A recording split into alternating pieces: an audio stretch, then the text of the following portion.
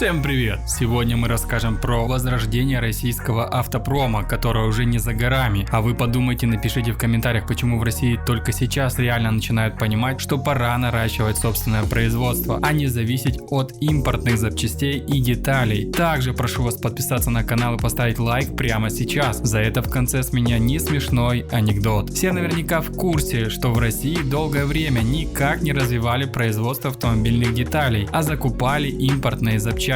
Какие-то детали подвергались локализации, например, блоки управления двигателей, но если углубиться в него, то состоит он из импортных чипов, которых у нас просто нет. Закупать готовые детали не только проще, но и намного выгодней, ведь нет необходимости выстраивать большие производственные линии, нанимать рабочих и так далее. Все это огромные вложения, которые, если и окупятся, то в очень далекой перспективе. Поэтому на это забили и начали выстраивать отношения с заграничными поставщиками. А к чему это привело, все вы и так уже знаете. В Москве открылось предприятие компании Alpha Automotive Technologies, которое займется производством кузовных деталей для автомобилей. На церемонии открытия присутствовал мэр Москвы Сергей Собянин, который назвал этот завод основой для возрождения российского автопрома. Завод сможет выпускать в год до 12 миллионов кузовных компонентов, которых хватит для обеспечения более 250 тысяч отечественных легковых автомобилей. Площадь завода составляет 36,6 тысяч квадратных метров, а земельный участок площадью 3,25 гектара предоставило московское правительство. На заводе чуть более 200 рабочих мест, что не так много-то по нынешним меркам, а выпускать кузовные элементы будут не только для российских марок, но также для тульского завода китайской марки Haval. Поэтому степень локализации китайских автомобилей будет расти, что может способствовать снижению стоимости этих автомобилей в будущем. Предприятие будет выпускать кузовные элементы для марки Москвич. Не зря Собянин посетил церемонию открытия, да и ранее говорил, что в 2023 году степень локализации для модели Москвич 3 будет повышаться. Сейчас же его собирают по методу крупноузловой сборки, а все машинокомплекты приходят в нашу страну из Китая. А что вы думаете по поводу новых заводов по автопроизводству в РФ? Поддерживаете или считаете, что уже не актуально? Пишите в комментариях. Но и обещанная мною шутка юмора. Долго думали с женой, чем бы таким заняться на майские праздники. Сынуля настоящий мужик, выручил. Из детского сада принес кишечный вирус. Просрали все выходные.